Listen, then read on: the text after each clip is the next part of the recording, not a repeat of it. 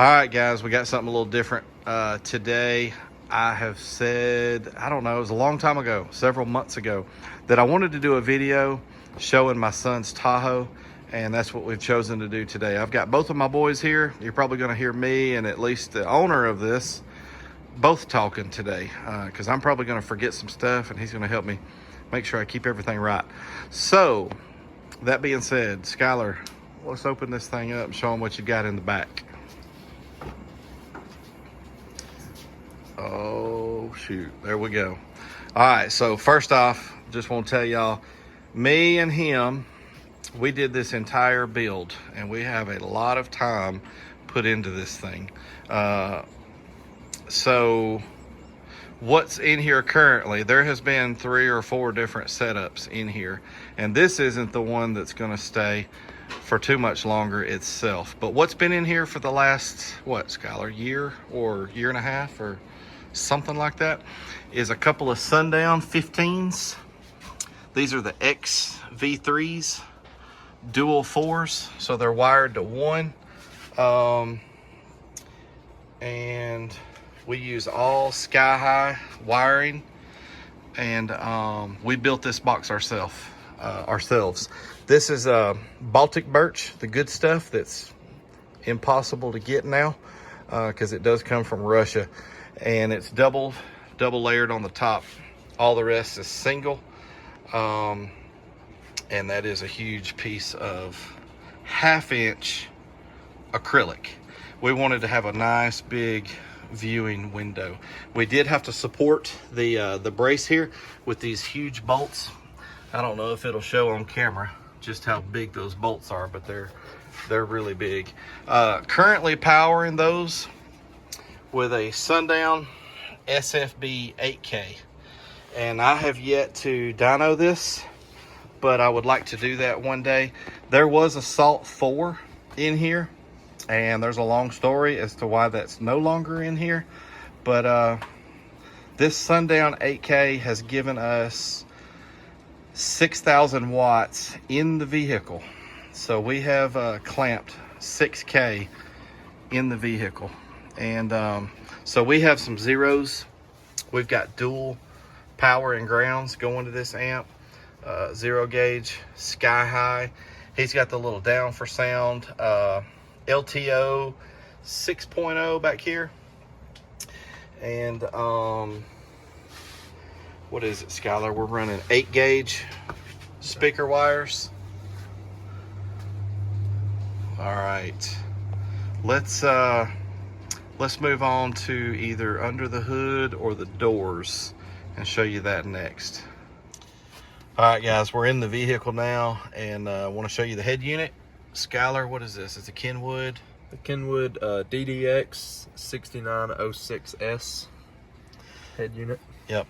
And I will tell y'all, guys, when we did the doors and all that, we had the interior completely gutted out of this vehicle. The console, all the seats, had the whole thing gutted. So with the console here, so we took out all of the factory Bose subwoofer, the factory Bose amp, and so we cut his console here, so it's kind of cool. He can pop the plate out of here and it exposes his amp.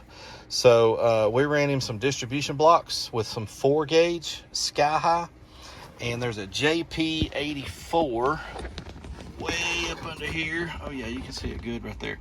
JP84 running his door speakers, and man, it does a good job. It really does. So all 4 of his door speakers, the front 2 doors and the back 2 doors, are the JL Audio C2 650X's. They're coaxes, and they sound really good. All right, so Skylar, show us what you got going on here. He's got a cool bass knob set up. He's actually got he's running 2 bass knobs at all times. He's using this down for sound. This universal bass knob ran off of RCAs. The sky high RCAs coming from the head unit going back to the bass amp. But this is the one I use mostly because it's so smooth and nice. And then he's also always running the the factory base knob to monitor the voltage and clipping. So with using both, it's really cool to be able to see all that at the same time. All right, so that's what's going on in here with the highs and mids and all that. Let's check out the under the hood. All right, guys, now we're under the hood. First off, forgive us for everything being dirty under here. We did not clean this up to shoot this video, but quite a bit of electrical going on with this build. We spent a lot of time doing all the electrical in this build. Skylar's going to help me make sure I get all this right, but we've got the McMahon 370 Elite and 2 XS D3400s. This is the extra empty spot that all these trucks and Tahoes have. The regular battery is over in that corner, and then you have a battery tray here that's just empty. So these vehicles are perfect for putting 2 batteries under the hood. Both of those again are XS D3400s, and we got the Sky High blocks to go on top of both of them. Sky High Zero just running everywhere. We love SMD's products as well. So distribution block here. Here's that little 4 gauge that goes to the underneath the console. So of course we did a big 3. I think if you added it up, this would be more like a big 5 or a big 7. I don't know. We went overboard. You can see here that coming off of the back of the McMahon, we got the well, here's the front. So the distribution blocks, we didn't want to just come off with 1 power and 1 ground or something like that. So, you know, we're coming off the ground side for the body of the alternator with 2 zeros. There's another distribution block on the back. There's 2 zeros going to that battery and 2 zeros going to this battery. We're grounded off down here. Yeah, there you go, Skylar. There's 4 zeros right there. There's a body ground. There's actually 2 more grounds underneath in the back. This is important. Skylar, tell us about this. It's the US Alternators PCM module that controls your voltage. They make one that is a fixed voltage at 14.6, I believe, and this one is the adjustable, which goes to 12 something all the way up to in the 16s. And I charge at about 14.8 at all times, and it just makes sure your voltage don't dip real low or don't go too high and damage nothing. Yeah, this one is really nice. We started off with the CES model that's a lot cheaper than this one. This one's also rated to be waterproof and all that, so it's good to be under the hood. Yeah, it's a really nice looking sealed unit. He can just adjust the voltage that he's charging at with the twist of a knob. That thing was a little pricey for what it is, but it's well worth it. Ever since we put that one in here, no more issues with that stuff at all. Of course, we went with the green belt. That's pretty important, the heavy duty Gates belt. And so, all right, Skylar, that's what we've got under the hood. So let's show them those grounds under the back that I was talking about. All right, guys, here we are laying up underneath the rear by the spare tire. 2 more grounds, 0 gauge, bolted right to the frame. On the back side, let's see, Skylar, are we able to? Yeah, we're using nuts, nylon locking nuts. I don't ever trust. Some people will just thread their frame or something like that and then bolt in to something that's been tapped. I don't trust that. I want a nut back there, and I want a nylon locking nut. All right, so that's it as far as showing y'all the system, but I'm sure you guys would like to hear it. So let's listen to this thing, see what it sounds like. All right, guys, I forgot to show this a minute ago. We just showed you those 2 grounds that are back there in the back by the spare tire. Here's the 2 positives. 0 gauge, we put it in the loom. Skylar, what's that called? Tech Flex or these 2 zeros and the grounds are covered in Tech Flex for the entire distance. Behind his rear plastic piece that sits beside the boxes is where these and the grounds pop up out of the floor. We had to drill some holes through the body, and we used some nice weatherproof grommets to pull these through. I don't trust just a drilled hole with a zero gauge that could get caught and you know, a jagged edge and all of that. So if you need to go through a body panel, metal body panel, use some of those watertight weatherproof grommets. Anyhow, that's how this one's done.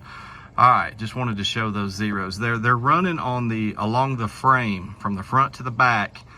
They are zip tied several times all along the frame, and that's how these get from front to back. They're not running like under the carpet or whatever. They're underneath the vehicle. All right, let's listen to this thing. All right, guys, here's those zeros. If you notice, these 4 have the Tech Flex on them. It's behind this panel. This whole panel comes off, and it's behind here that all 4 of those are going down through the floor. All right, and I want to mention one more thing, guys. This system, the plans for this system is to get doubled. We're talking about building a brand new box, a lot stronger box, 2 more X3 15s, and 2 Salt 6s. That's what we're planning to do. But Skylar, let's let them hear this. We got the doors open so you can hear those door speakers a little bit.